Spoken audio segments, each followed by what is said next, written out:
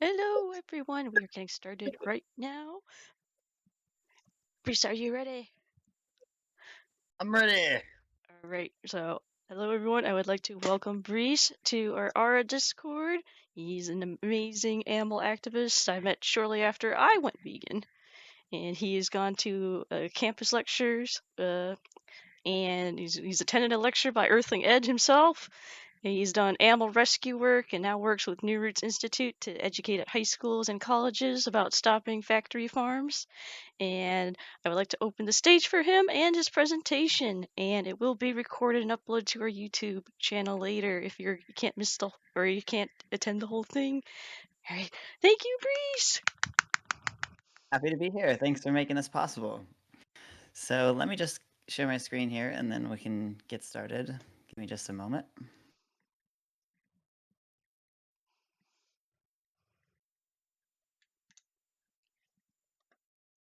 All right. Did that share?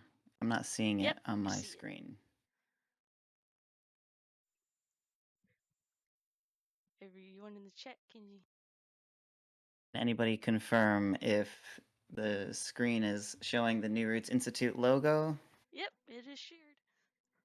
It is? Okay. All right. Well, fantastic. 1 second here. Let me pull this slide over. Oh, someone says I can't see it for me. Maybe try. It might be their issue or still loading. Try turning it off and turning it on again, just in case. The screen sharing. Okay.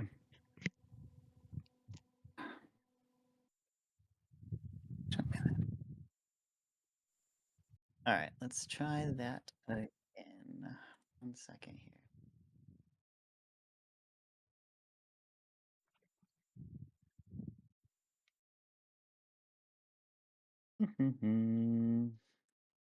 You guys are probably way better at technology than me.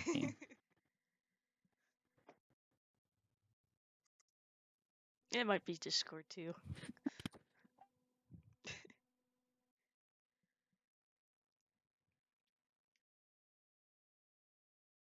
Yeah, I'm trying it again. Ooh. Yeah, there we go. Let me wait for the audience. Good Everyone now? seeing this? Because it's showing up big for me.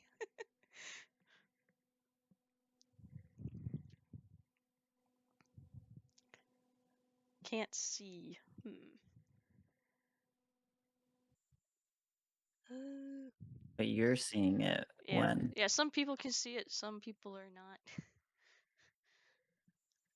I can see it. Hmm. All right. I guess some people will have to wait or restart their Discords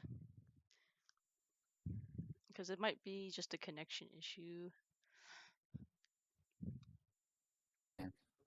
Should we? You're It's gonna recording be it, yeah, right? it's So, recording. So let's move on. Well, if you can't see it now, you can see it later. okay. All right. Well, sorry for those of you that aren't seeing it. Yeah, maybe it'll fix itself. But okay, so hi, my name's Brece, and I work for New Roots Institute. I live in Michigan. I've been an animal rights activist for probably 9 years or so.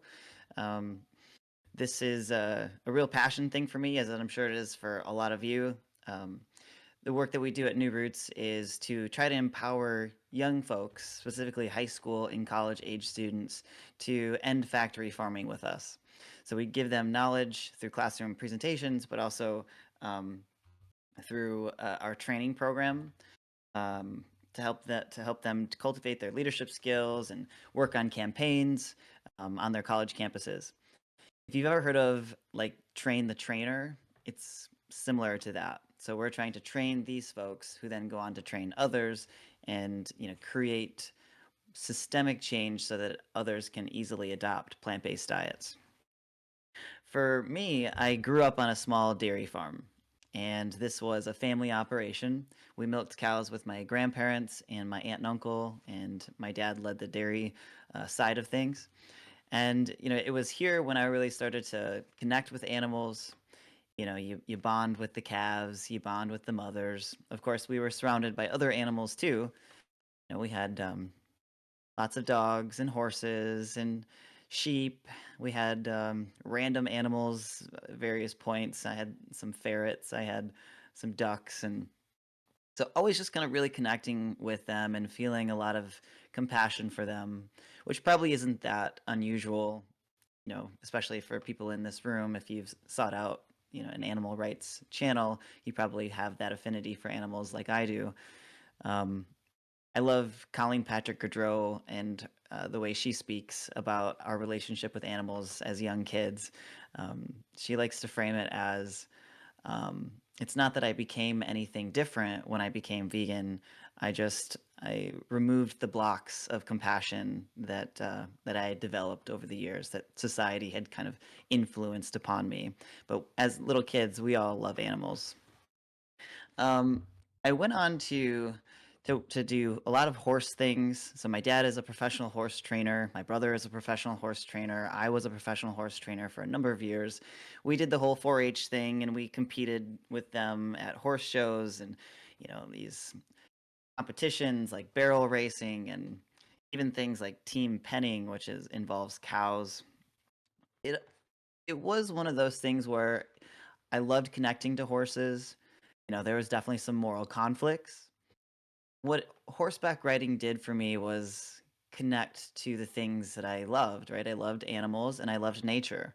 So you combine those two things and it was a beautiful experience. And there's certainly some conflict there still today, but we loved to camp with our horses and get out into the nature, and that love of nature manifested itself with my how I pursued a career path.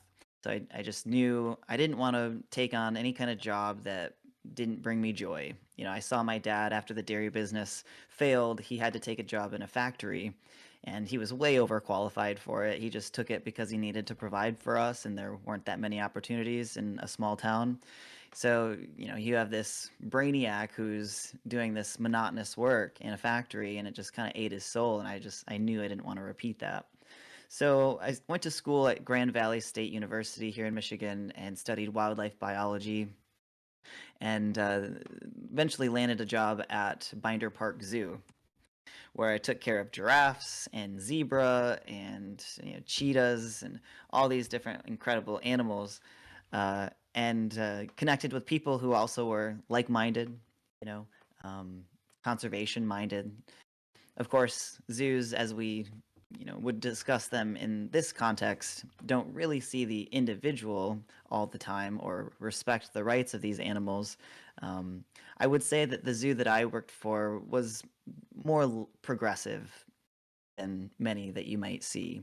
The animals did have pretty big habitats to live in. The giraffes and zebra, for example, had a 15-acre pasture that nobody was allowed in except for the animals. You could only see them from this observatory deck, and you know, it it was, like I said, a little bit more progressive.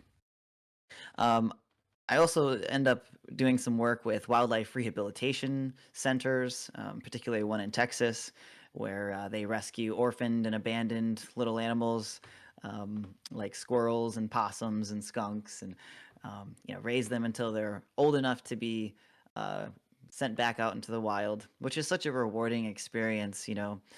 It's something I hope to return to at some point because domestication, while it does put us in contact with animals and allows us to empathize with them, it's not in their best interest. So I just love the idea of being able to send them back to the place that makes them the most happy, which is out into the wild. Another place that I've worked is at a Humane Society of Huron Valley. This is a place in Ann Arbor that has a cruelty rescue service, and I was a wildlife rescue officer. So they actually paid me to go, rescue raccoons that needed help, or to rescue little ducklings that had fallen down into a drain and were separated from their mom. So, I went down there with a headlamp and pulled them out and sent them back with their mom. And man, this was such a rewarding job. I loved it. Unfortunately, it was kind of hard too, though, because some of these animals that we'd rescue, needed to be euthanized because they maybe had a disease or something that was uncurable, such as distemper in raccoons. It's incurable and it just slowly breaks them down. And so it was hard in that respect. And that's why I ended up kind of leaving that position.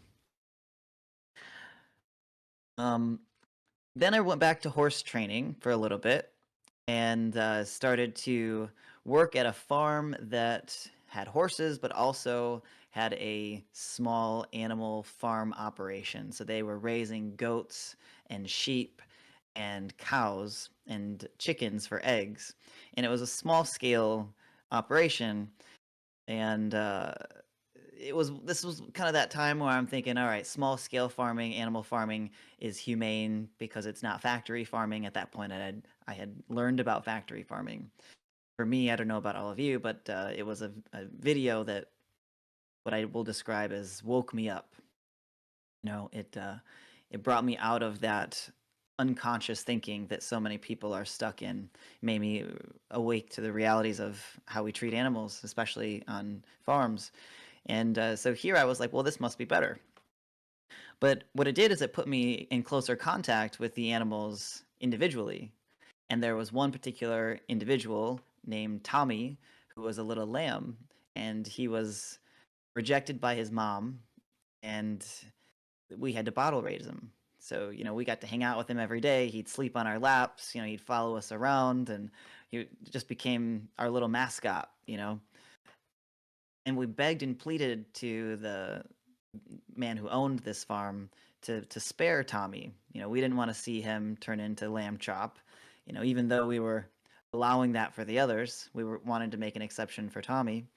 And the guy said no. He said, "No, if I do it for Tommy, I would have to do it for the rest. It just doesn't make any sense." And it really broke me. It was really sad, because I just formed such an attachment with Tommy, and it was kind of this moment was that turning point where I realized, well, they're all Tommies, and I was watching things on Facebook, my social media drug of choice, and I started seeing all these videos and stuff, and being introduced to concepts like veganism from groups like Animal Equality and Mercy for Animal and the Humane League. So the way that I kind of like to live my life is just to jump in. I like to.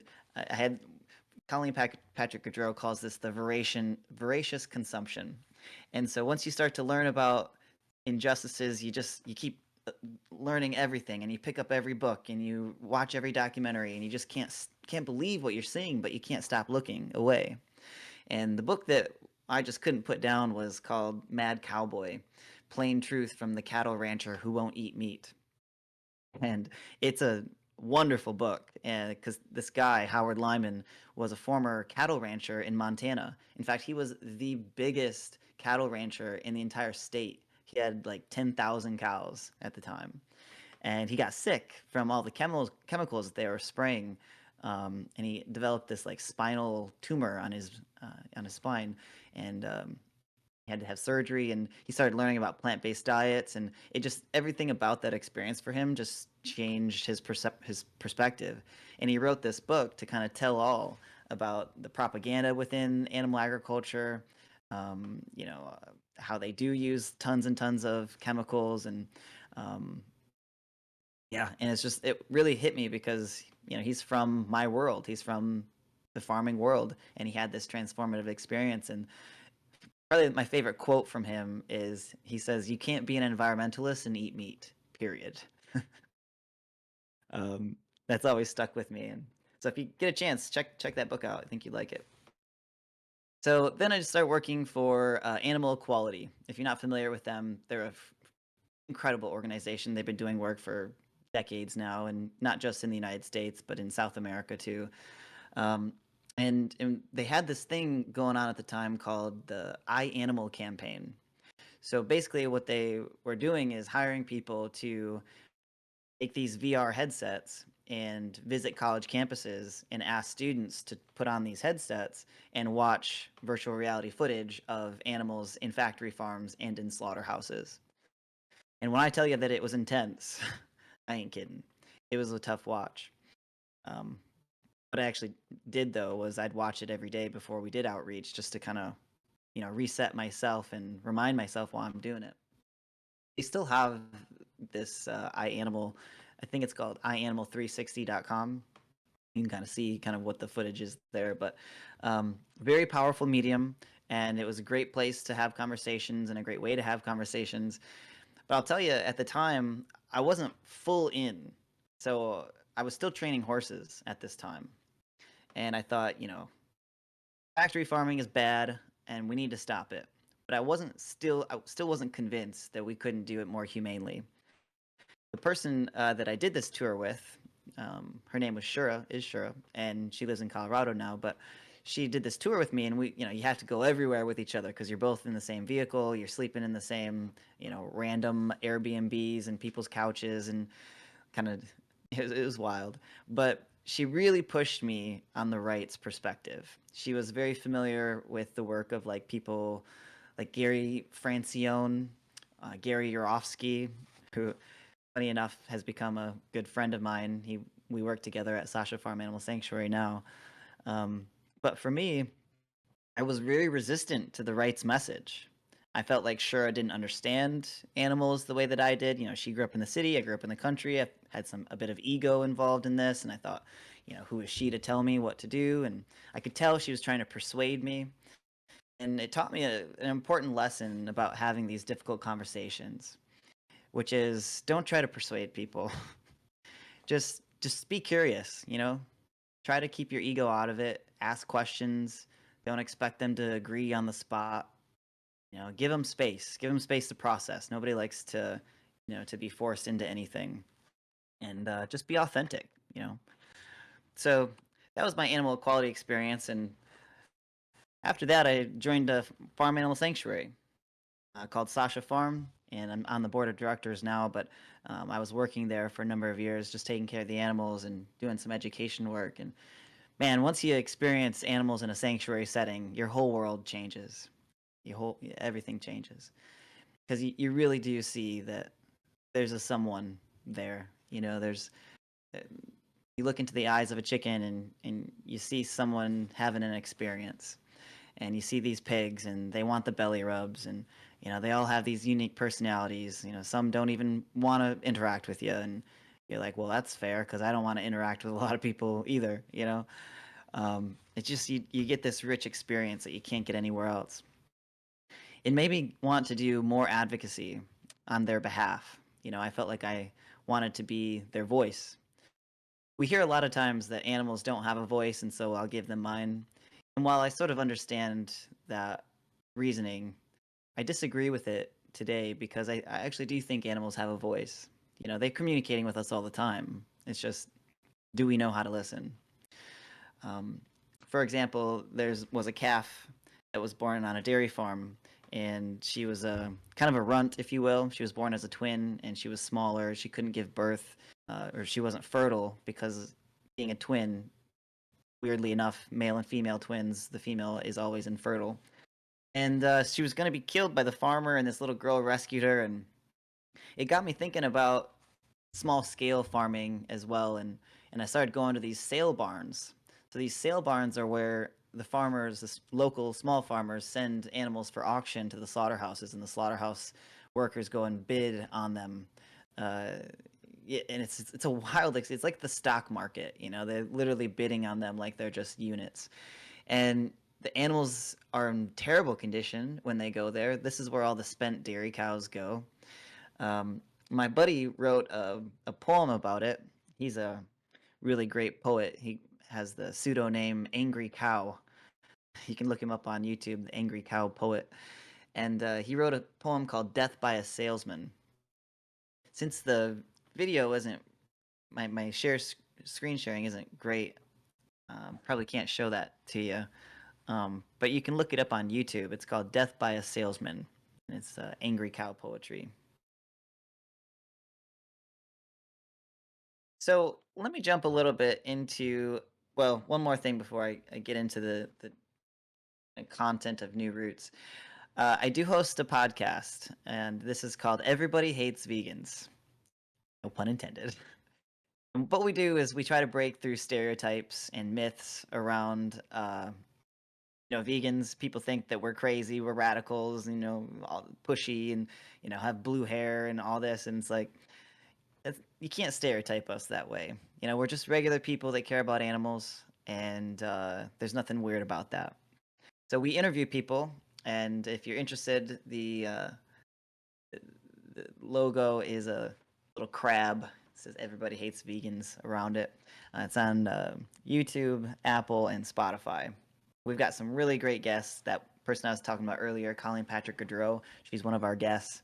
Um, Renee King Sonnen is one of our guests. She is the first person to ever transition a working cattle ranch into a farm animal sanctuary. That's down in Texas. She's hilarious. She talks a lot about in our episode about religion and Christianity. We talk about the new documentary called Christspiracy. So it's pretty interesting, the kind of the perspective she has about Christianity and veganism. So, all right. Then let's a bit about the industry itself. So all of us are very familiar that the majority of foods that Americans eat today are animal based. And we don't even think about it. We don't think about where that food comes from. If you look at the trends over the last 70 years or so, it has dramatically increased. We eat about twice as much as we did in the 1970s. Now, in the US, some meat consumption has plateaued, such as red meat consumption, but our consumption of chicken is increasing, pork is increasing. Globally, all of it is increasing. As countries become wealthier, they tend to want to eat more animals. So the trend is in the upward direction. And the way that we are um, ought to think about farms is completely contrary to what actually exists. If you ask most people to imagine a farm, they don't picture a factory farm. They're the stereotypical 1930s farm. All of the imagery is outdated. It has old cars and old methods of production. You think about movies like Charlotte's Web, which is old, and the song Old MacDonald, which was first written in 1917, and things like that. So it's just been propagated to us for decades at this point. We also see that at the grocery store. So at grocery stores all over, it is the red barn and the big open pasture, right? Factory farming is so different. Them outdoors. They don't live outdoors. They live indoors. Even things like free range eggs is complete BS. Just a marketing term. So the USDA defines free range as access to the outdoors.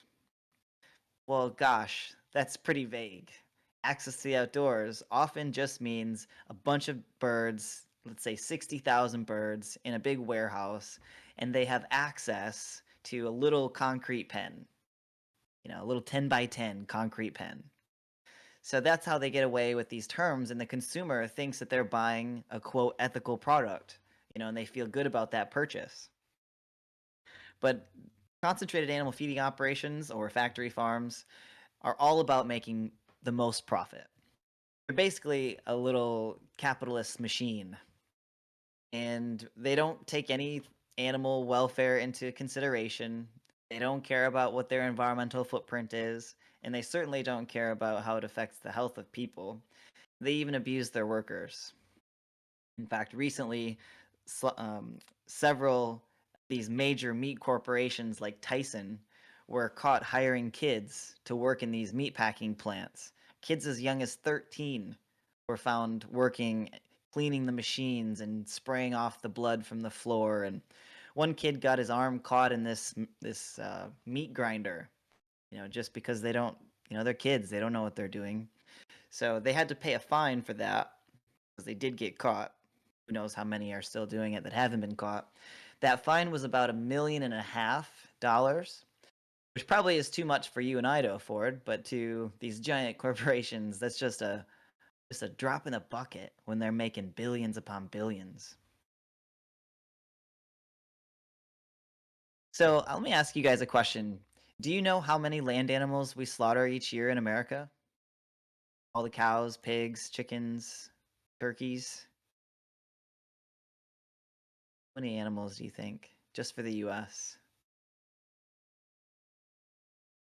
Jingle bells, 80 billion. Okay. Yeah, so it's 10 billion for the US. I think 80 billion is the global number. But these are massive numbers. This is more than there are people on Earth just for the American consumption of animal products. Ends up being more than 1 million animals every single hour. Some people have said that factory farming is hidden in plain sight. Everybody who's consuming these products interacts with them every day, whether that's on a menu, drive-through, restaurant, or a grocery store. You see it, but you don't actually see it. If you were to hit the rewind button, you wouldn't expect what you'd be shown. And it turns out that 99% of everything is factory farmed. 99%. So these are just really difficult numbers to wrap our heads around, and most students are just appalled. They have no concept of what our food system looks like. So let me talk you through a couple of the environmental impacts here. One of the things that gets over the most when we think about the impact on our natural resources is how we utilize land.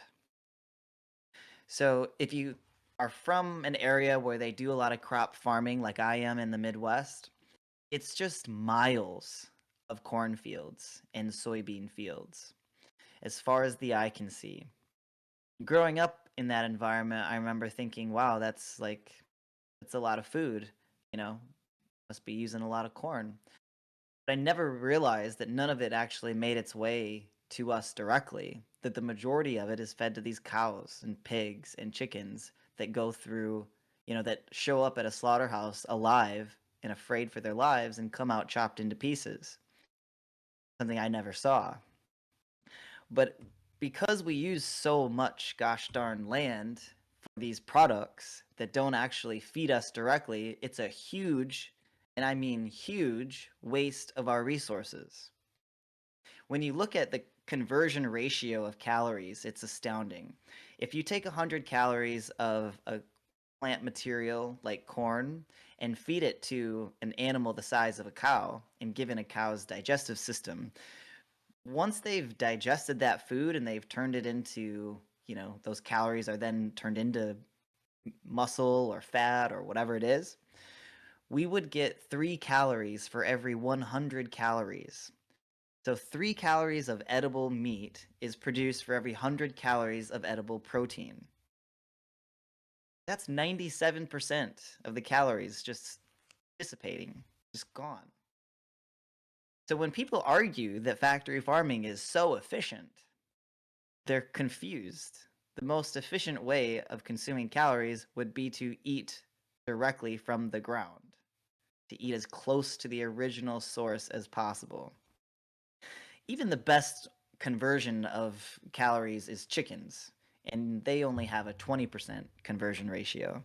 Protein is similar, if you're curious about that. It's a similar conversion ratio. So this wasting of land space puts us in this position where we need to utilize a lot more than we need. Where do we get more land? We get more land by destroying habitat. Down in South America, in the Amazon rainforest, mostly in Brazil, but some in Bolivia, we are slashing and burning the rainforest at an astounding rate. 80% of this deforestation is caused by animal agriculture, specifically beef. So the demand goes up for beef, and Brazil wants to make profit, and they have all this space here that no one's paying them to take care of, which is a problem. And I think part of the solution is we need to pay these places that have rainforest in their country to protect it rather than exploit it. But they cut down the timber, the main trees, the mature trees, use that for lumber, and then they'll burn the rest of it, the low brush and what's left over, and then they'll let grass grow. Grass loves that open sunlight. Then once that grass is growing, the cows come on. They eat the grass for a few years at most until they've sort of degraded the land, then they'll go on to deforest more, and that process just continues every single year, and nobody bats an eye.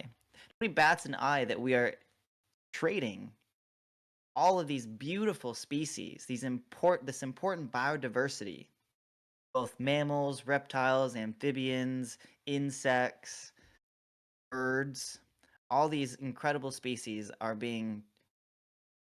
they're having their habitats lost, which causes them to go extinct, so that people around the world can have cheap beef. And so I pose that question to students in the classroom of which do you value more? A few moments of taste pleasure on the tip of your tongue, the protection of most valuable resources, the thing that makes this world so beautiful, the biodiversity. And I leave it up to them. And maybe they come back, I have biodiversity, but at least they've been asked. When we utilize the research that's out there, we get a picture that's pretty convincing. So the statistics on this, the math on this is very compelling. When we look at all the data available for what has the biggest impact for protecting rainforests, but also thinking about climate change, drawing out CO2, which is what this group Project Drawdown works on. Plant-rich diets are only second to reducing food waste in terms of the impact that the average person can have to draw out CO2. Because beef has a disproportionate impact, replacing beef with beans has a huge payoff. 4 studies looked at, it was a meta-analysis, and it looked at if we just replaced beef with beans, we would get about a 74% national greenhouse gas reduction. Sorry, let me rephrase that. We would achieve up to 74% of our national greenhouse gas reduction goals. 74%. Probably the largest meta-analysis that's ever been done to date was done by Joseph Poore. Some of you might be familiar with this. It came out of Oxford in 2018. And this study looked at from 40,000 farms from 118 countries. It was a massive study. And one of the interesting things is how we use land that came out of it. So they said, all right, let's look at how much our current diet uses in land, and then let's remeasure if certain animals were removed. So if we took off, let's say, just beef and sheep, nobody was consuming them anymore, how much land would that free up? And their study reported that we would save about half. We would cut our land use for agriculture in half. You go down that list, you start cutting out another product like dairy products, you get about another 50% reduction. Then you look at something like a pescatarian or ovo-pescatarian diet where they're including eggs and fish, and then a plant-based diet. And those 3 diets would achieve a 75% reduction in our land use for agriculture. That would be equivalent to all of North America and Brazil in land use that is now available. It's incredible. So the last thing related to environment is pollution. Many of you are very familiar that cows make a ton of waste, right? All this manure that's coming out of these big CAFOs. One, it just destroys the local agriculture, the local landscape. But 2, it affects rivers and streams because most of it is in a liquid form. So they store it in these big lagoons. Where I'm from, we have 290 CAFOs in our state. And this produces 4 billion gallons of waste each year. 4 billion. And that leads to huge runoffs into our rivers, into our lakes.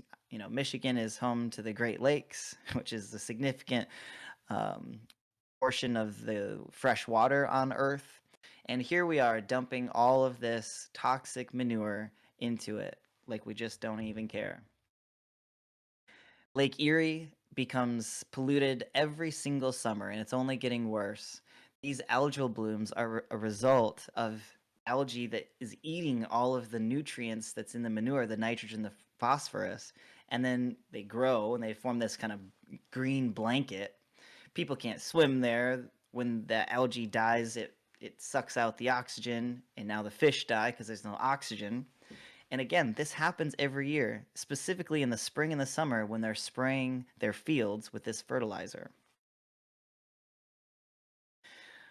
So, with that, let me jump to a little bit about what we can do. And this will be no surprise to all of you. But when it comes to food choices, our best bet is to change to more plant forward diets. In the classroom, I can't tell kids to go vegan. Sometimes that's implied. But what I can do is I can show them that there are these delicious and nutritious meals that don't sacrifice flavor or their comfort. Because no one wants, kids don't want to go out of their comfort zone. Nobody does, right?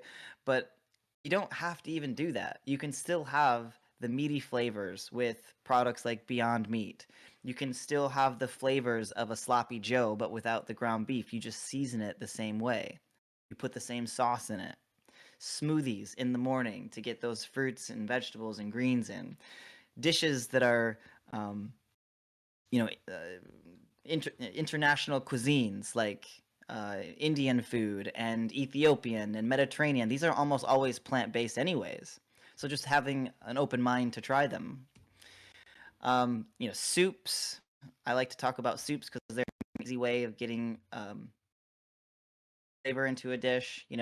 Um, so salads, trying to some of the stereotypes about salads being boring and gross. No, salads can be amazing. You're just not doing it right. And of course, I want to highlight that there are some traditional meals that you can make plant based too, right? I mean, all of us over Thanksgiving, those of us that are vegan on this call, had an amazing Thanksgiving. We didn't sacrifice anything, right? Mashed potatoes and gravy, lentil loaves, Brussels sprouts, glazed carrots, pies, and the tofurkey roast if you went that route. Green bean casserole, like literally nothing is sacrificed. And people need to hear that because food is a big source of pleasure for us. So here's some of the alternative products that you all are familiar with too: non-dairy ice creams and plant-based meats and egg replacements. It's important to highlight that there are fast food chains around the world that are adopting these plant-based options. And I always like to point out that it's not because they care about the environment or our health or the animals. They just want to make money. I think Burger King is a great example of this. This is a global franchise that has made their billions from factory farming. That is their model, is factory farming. But now they have the Impossible Whopper, which indicates they're not tied to factory farming. They're just tied to whatever the consumer wants. And now they notice that there's a demand for plant-based burgers, right? So I think that's really encouraging, and we need to continue to support them, which I unfortunately do way too much by getting Impossible Whoppers when I'm coming home late. Me too. Yeah, got to keep that demand up. So the last thing that I want to mention to all of you is if you're interested in our Leadership Academy and you're a high school and or college student, this is an incredible program. In fact, it's the only program like it in the world where we are going into high schools and colleges, giving this information and recruiting students into this academy so that they can become advocates in their communities. These are some of the experts that we bring in to the academy, which is July to August for 6 weeks. That's how long the academy starts, or it is. It starts in July. So you might recognize some of these folks. Jasmine Perry is the filmmaker behind They're Trying to Kill Us. David Wolfson is a professor at New York University. TK Pilon is the entrepreneur behind Veggie Grill. So students are learning from the best of the best. When they start this campaign, they'll start to imagine what kind of work they want to do. So whether it's working on the ground in cafeterias or it's building media resources, I had a student create a documentary. It's the first ever documentary from Pakistan to document the conditions of animals in Pakistan. It's on YouTube. It's called Animal.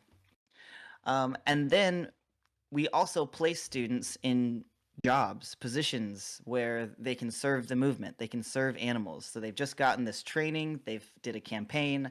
Now we want to position them with other like-minded organizations and also adjacent organizations that maybe don't focus on animal rights or, you know, anything that's directly trying to save animals, but by introducing this concept of reducing animal products or caring about it, they can have an impact in those spaces that otherwise would never have had the influence of this, this mindset.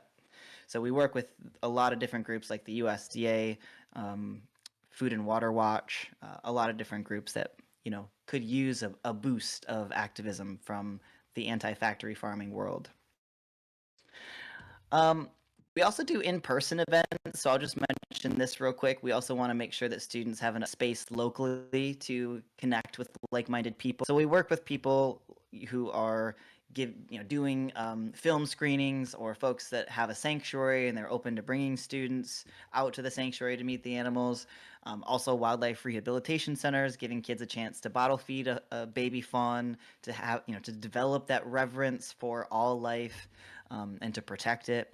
So those are really important to us too. We call them ecosystem building events. So the last thing, if it's possible, I'm going to type in the chat for those of you that can't see this, but I would love to get your feedback from today's presentation. Feedback is kind of the bedrock of what we do and how we measure our impact. So if you have a couple minutes and you can complete this survey, I'd be super appreciative. So let me just type this here real quick. All right, that's the link. So if you have the time to complete that, I'd be super grateful.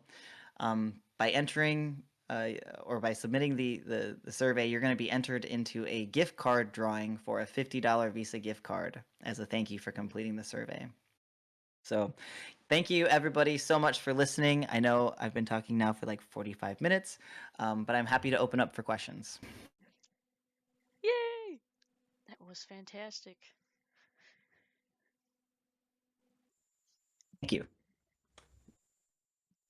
Okay, we will be taking Q&A. If anyone wants to press the button or raise their hand to be invited to speak, or you can type in the chat and I will speak your question for you.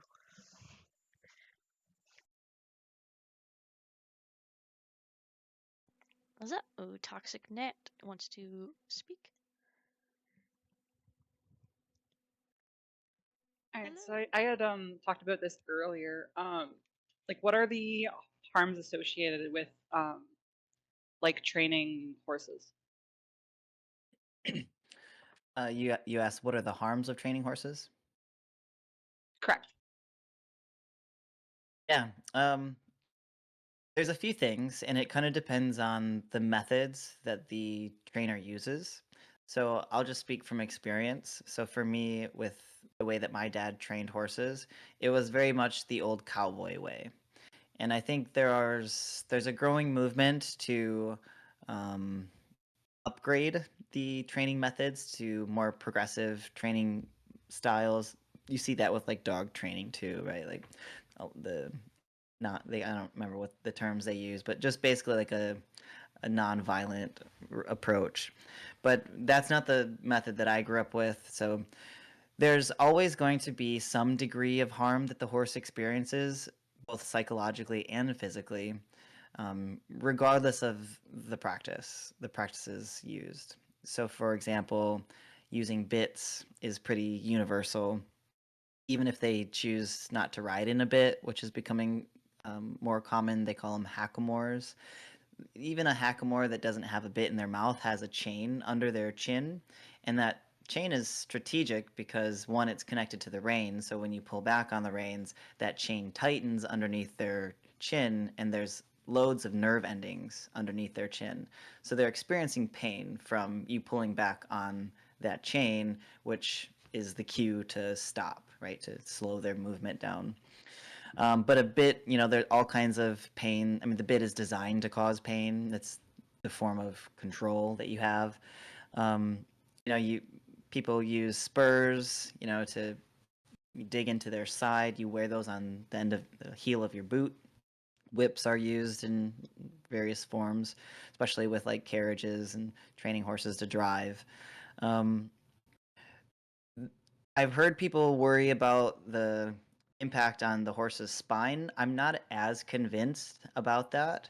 Um, Horses that are trained to use their body in a certain way won't they they'll build up strength in those back muscles and they won't develop that sway that sometimes you do see. So that could actually just be an incorrect way of asking the horse to what they call collect, to move. I mean, it's kind of like people who sit at a desk, right? Like there's a healthy way to sit up straight, and a lot of us slouch, and so we have neck problems and things. Um, but I saw a lot of really bad things from the side of the cowboy era. My dad and I would make the horses lay down and hog tie their legs together and make them really afraid in that when their legs are tied, so that they would learn that no matter what their fear is, they basically can't escape it. So don't even try. So when I'm riding you and you're afraid, don't even try to escape it. You try to put that thought into their head. But there's worse things like over using the bit, seesawing on the bit to cause a lot of pain in their mouth. I guess just to say one more thing, it's a bit of like the welfare versus the rights argument. What I'm describing right now is more so like the welfarist argument, where like it's the way that you're doing it the problem. But I would also argue from a rights perspective that there's no right way to make somebody, your subject. I think we can clearly see that that would be sort of an oppressive state where that horse doesn't get to choose what they want to do. So from a rights perspective, it kind of doesn't matter the methods that you use; they're still being exploited and treated like a resource. Awesome. Thank you so much. You're welcome. Took a lot of notes to read more into that later. Appreciate it. Um, a book that I highly recommend is called Writing on the Power of Others. I'll type it in the chat. Writing on the Power of Others, and the author is Ren Hurst. Ren is an incredible activist. I don't know. I think she has a sanctuary now, so she doesn't do a lot of public speaking, but she's got YouTube videos. She used to be a horse trainer, and then she was a farrier. And her book is all about the stages that she went through to go from horse trainer to full on vegan and an activist. And she even went through these stages of like, slowly cutting back on these pain tools. She stopped riding with bits, then she stopped riding with saddles, and it's just really wonderful to hear her. I mean, she just speaks so well about it. Just the whole idea of you know having power over someone and kind of like taking advantage of that power. Yes, we actually featured that book in a book club per your Oh, recommendation. cool. Oh, awesome. Yeah, someone asked, what was the book that you recommended again? I think it was when you were talking about animal equality. Yeah, I'll type it in the chat too. It's Mad Cowboy Ah, by Howard Lyman. Another great book that I'd recommend is, if you've not heard of it, is The World Peace Diet by Will Tuttle.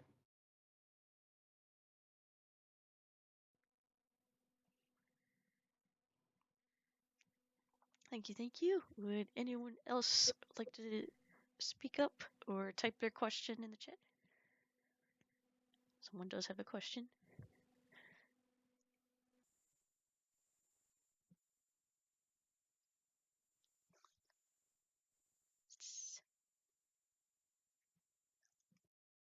It's a question by Fibrillus. After the chick culling ban in Germany, I've seen people complain that farmers are now just selling the chicks to be butchered in Poland and are killing in a worse way than they were previously in Germany. Do you consider the ban on chick culling in Germany to be a net negative or net positive for animals? That's a great question. Yeah. I know that they're developing some technology around being able to um, either, I forget if they're able to change the sex of the embryo when they're in the egg, or if they're just able to identify it earlier, so that those eggs don't actually hatch. I forget what it is. You might know more than me.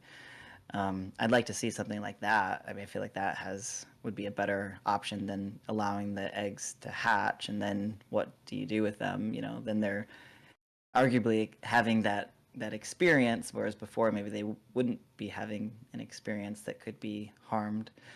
Yeah, I mean, what you described there sounds like a net negative to me.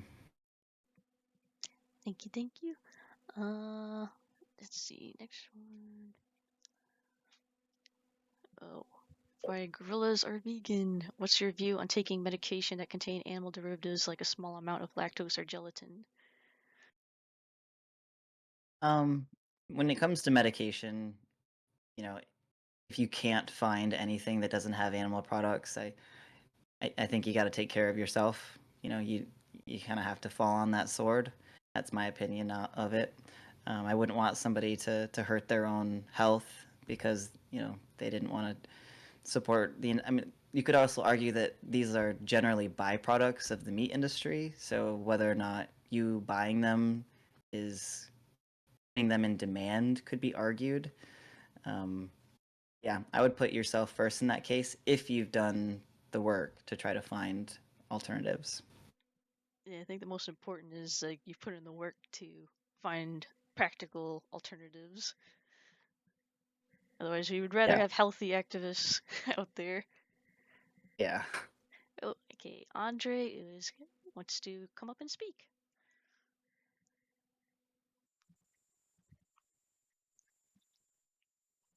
Hello, can you hear me okay? Yes. Yep.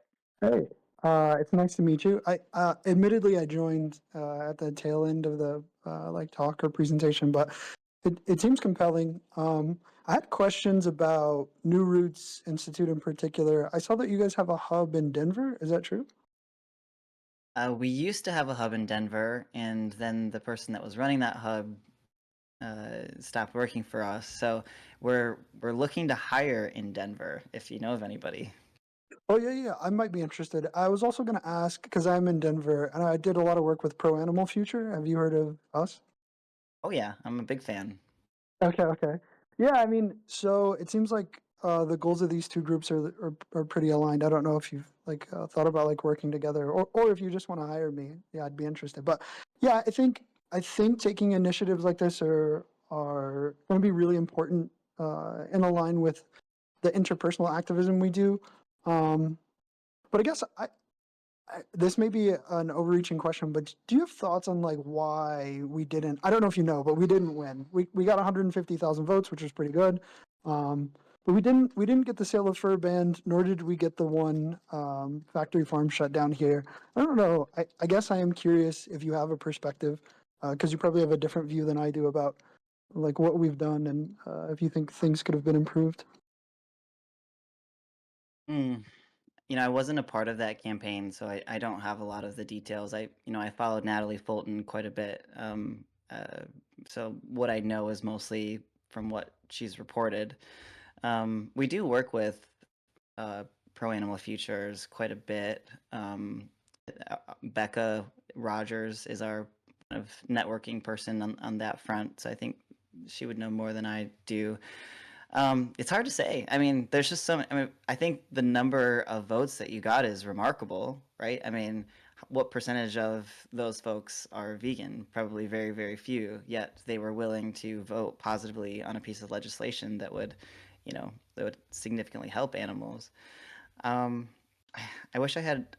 I haven't thought a ton about it, to be honest with you. I mean, I have some friends that worked on Measure J, I think is what it's called, in Sonoma County. Um, but I don't know. What are your thoughts? I don't know. I mean, I have a ton of opinions. What I don't know about Sonoma J. I know is Glendale where they successfully banned slaughterhouses. I know they didn't have slaughterhouses there, but they still got like this initiative passed, right? I don't think that's related to Sonoma, is it? No, that was the city of Berkeley. Berkeley, thank you. I don't know why I said Glendale. What happened in Sonoma? They were also looking to ban. Well, basically, they were looking to ban all factory farms in Sonoma County, and there was a huge campaign for it, and they got a significant percentage. I think their measure failed more than the one in Denver, but they were also asking for a lot more. They weren't just asking to basically close down one slaughterhouse. They were looking to close down, I think it was maybe 10 or 12 of factory farms, that is. So, yeah, that was a campaign against factory farms. Well, that would have been incredible if they were successful. Yeah, I mean, I guess I could theorize why or why not, but it's a little disheartening, but it is cool to see that there are other groups doing this work, which is why I haven't been active in this Discord in a bit, but perhaps I could. Are you active on Discord much? Maybe I could send you a friend request and ask about like what New Roots would like to accomplish in Denver, and if I could help. Let me put my email in the chat. I actually don't use Discord. I'm on LinkedIn. My social media drug of choice, as I said earlier, is Facebook.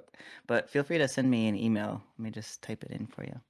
No, you can't be on Facebook. You look too young to still be on Facebook. I know, but I look a lot younger than I am. I'm 37. You're making me feel Okay, old okay. here. I use Facebook a lot. Okay, okay. Well, we're not that far apart in age, but yeah, perhaps I'll shoot you an email and open up a line of communication about what New Roots wanted to accomplish in Denver, and maybe I could help in the future. But yeah, I mean, I guess it is refreshing to see that these campaigns are happening elsewhere, and that to varying degrees of success with very like different goals. But how cool would it have been if Sonoma and Denver would have been successful? It's on the horizon, you think? Oh yeah, I think we still just have a lot of groundwork to lay, and that's what New Roots is trying to do, is actually empower young people to get involved. It's a whole training model, and it's basically what we are. The role that we're serving is the pipeline for advocacy. I know there's other groups that do something kind of similar, like what is it, animal activism mentorship, but this is more geared towards it's more geared towards systemic changes. So we work a lot with Greener by Default to work on like plant-based default campaigns on college campuses. Two students that graduated the year before last successfully implemented a oat milk default across the campus of Stanford University. So now at Stanford, if you go to a cafe and you just say, I want a latte, you're going to get oat milk as the milk of choice. You can always opt in for dairy, like they still give people that choice, but people are happy with it. They don't, I'm quite certain they don't ever ask for dairy unless they have some type of allergy, I suppose. But yeah, so that's one example.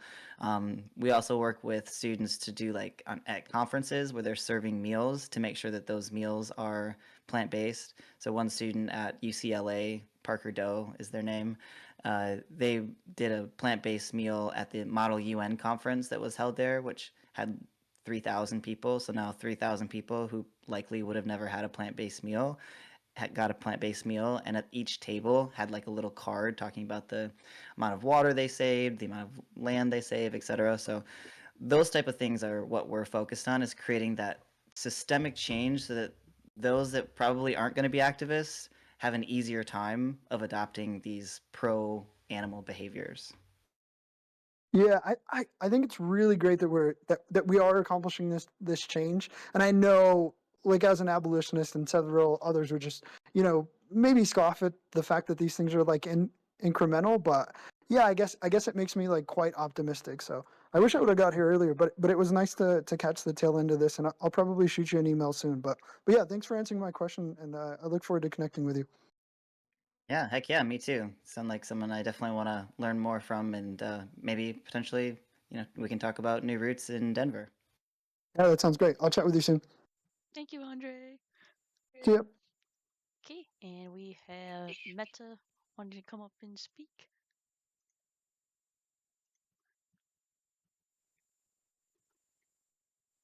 Hello.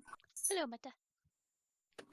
Hey. Oh, I should probably turn the music off, or is it picking up the music? It's pretty quiet. No, you should be good. Okay. The dogs might bark, so I'm sorry if they're very loud. So I was gonna ask, you described, no, that's not my main question, but no, shh. You described zoos as progressive. But But no, that's not really a question I want to ask. Question I want to ask is, what do you think of mutualism? Can you be more specific? Can you ask that differently, or? Well, okay. I guess I have a proprietary definition of mutualism, which means that like no harm comes to the animal. I'm sure some other people think mutualism can be, local farms where they are killed or whatever. Like they somehow don't count killing as harm, which makes no sense. But I would define mutualism as like the animal is giving you some kind of benefit, but you're also taking care of the animal and they. Sorry, but how do I move this? Anyway, is that that was the front doorbell? Why did they go to the back door? You are silly. I'm sorry, I gotta.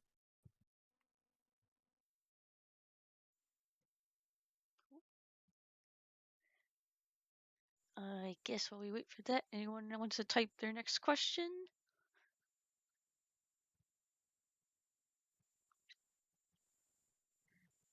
Or we can also take a hand. We have multiple spaces up here. If you want to come up too?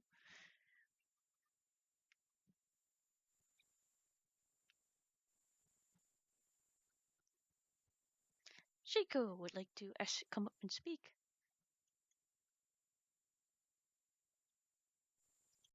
Okay, Bruce, can you hear me okay? Hello, hello. Hello. Brece, I think you're muted. Oh, Oh, there we go. Hi, am I heard? am I? No, we should be good now. Okay, hey, wonderful presentation, Bruce. My question is, to what degree do you think there is kind of latent potential in vegans that are not involved with activism, but they totally get the message? And if you do believe there is that latent potential, how do we go about activating those activists as a movement? That's a good question. I guess the thing that comes up for me right away is that I think what we often stereotype that we paint activists as is someone with a bullhorn, standing outside of a McDonald's, just being so dominant and, that form of activism, which, or like, what PETA does a lot of times, those kind of stunts. And I think those have a place, but activism is so much more than that, and it can be hosting a book club, it can be writing to your senator, there's so many different things that don't require, that I think maybe don't intimidate as much, and we need to make sure that people know those options are out there. I mean, what Tran is doing right now is activism, right? Just hosting a Discord space, just being a facilitator, making room for people to explore their beliefs. You don't have to stand up in front of a crowd of 1,000 people.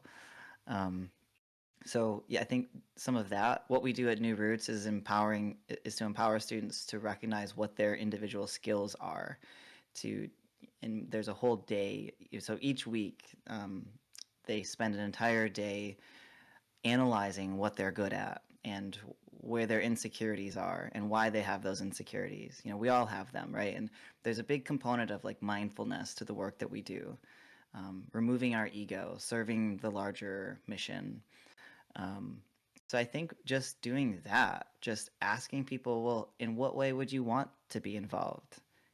What feels good to you? And then just go and do that, rather than kind of giving them a list of things that they could do, but let them be creative. And maybe they're not the person that leads something, but maybe they're really good with accounting.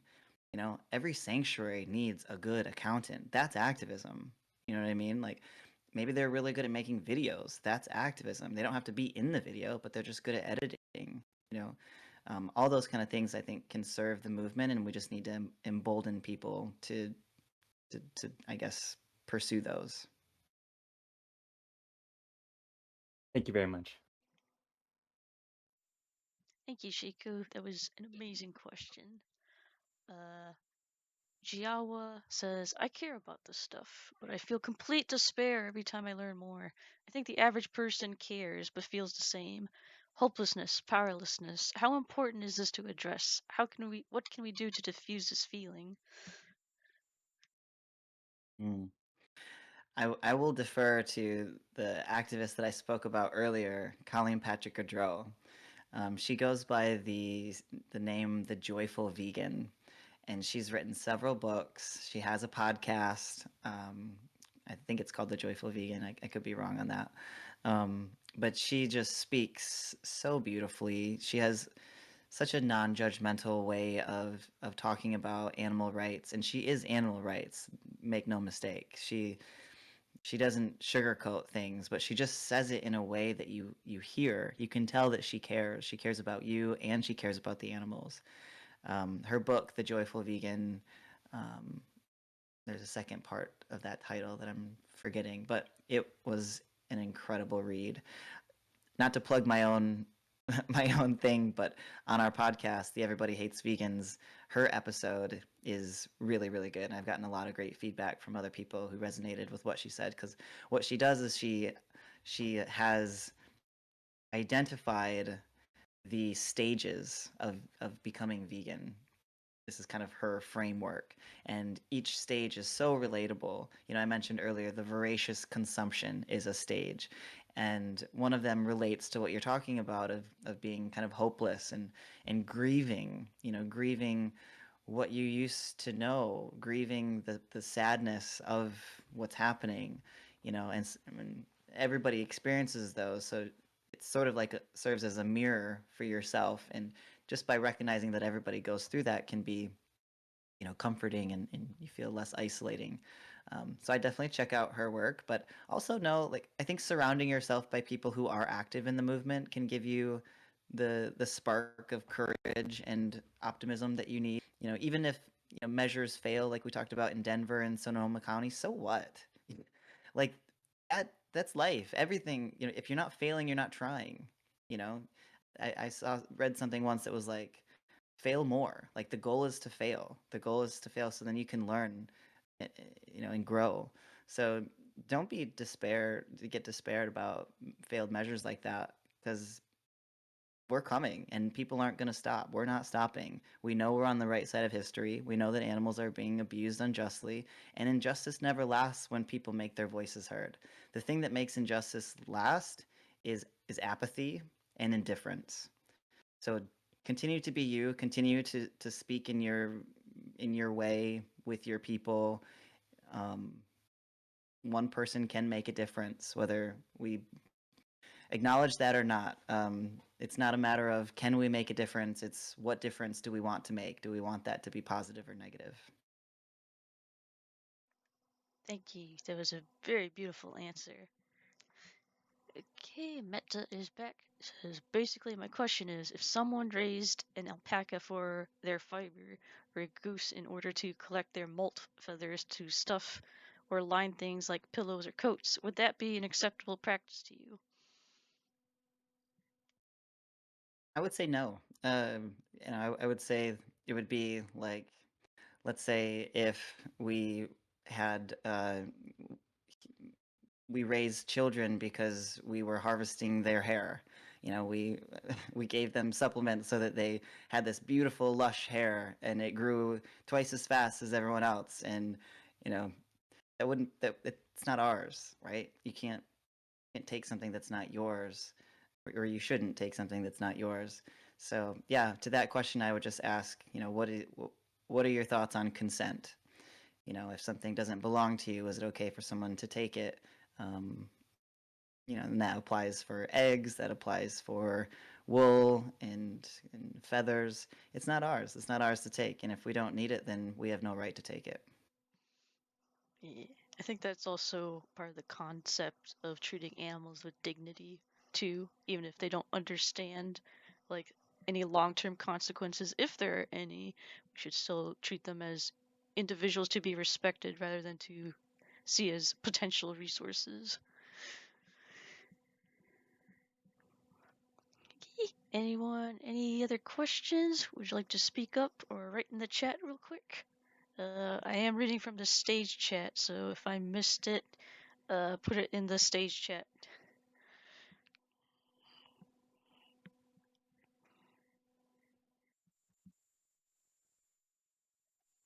And I probably only have another couple minutes. I have Yes. one of my other jobs is I officiate basketball. Totally unrelated and random, and I have a basketball game that I have to officiate tonight. All right, so I think we can get 2 more questions in.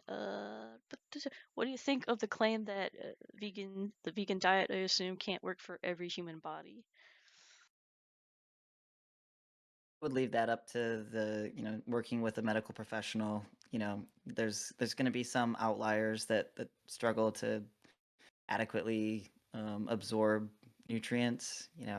Like working with a gastroenterologist probably would be my first step. The gut microbiome is so important, and most people don't probably take care of their gut and eat enough fiber and things like that. So um, yeah, I think going forward, things like cell-based meat could be a solution for those that for whatever strange odd reason might, even with the best consultant, not be able to thrive on a plant-based diet, and we could avoid harming animals via these different types of technologies. But those are probably pretty few and far between, and rather than speaking to these marginal cases, let's talk to the majority of people that don't have those issues.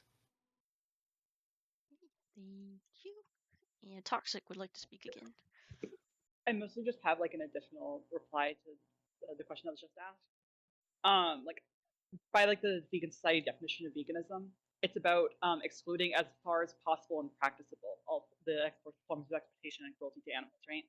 If for whatever reason you are unable to do that, then it's about keeping that to an absolute minimum. That's like what the medication was mentioned earlier. Like if your life-saving medication, the only option involves like an animal being, that might be I mean, it wouldn't be possible or practicable to do the other way around.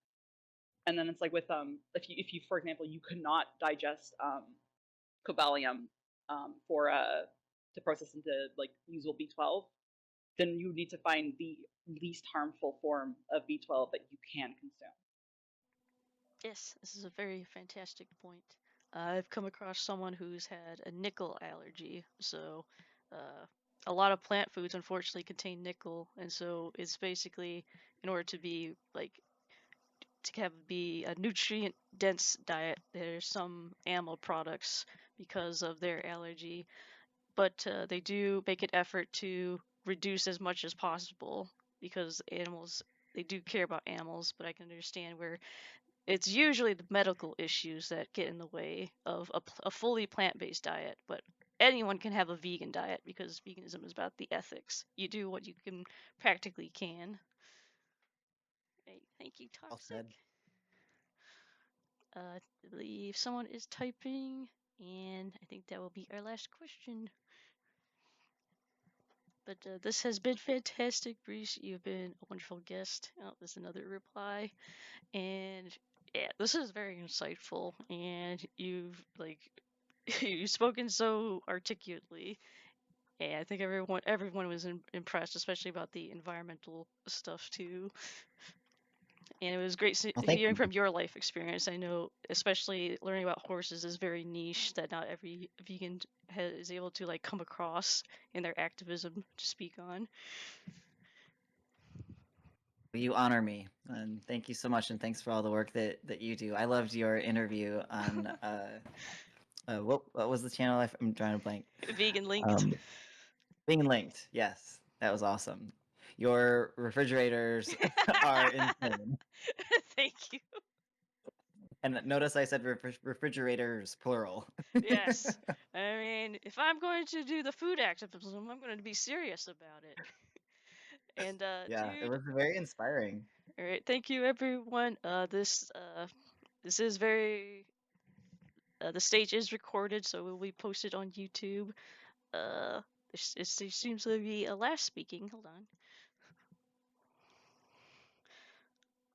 And I just want to say I'm posting like most of the links and books Oh, that were mentioned. I try to grab as many as I can. I've been taking notes the whole time. So oh if, my if you gosh. want to look more into what was spoken about, they're in the chat. Thank you. Thank you so much, Toxic Tech. This is fantastic. It is very kind. Super helpful. Thank you. All right, we shall let you go. Thank you for coming here All and giving right. your speech. Yeah, thanks for your time, everybody. Have a great evening. You too. Goodbye.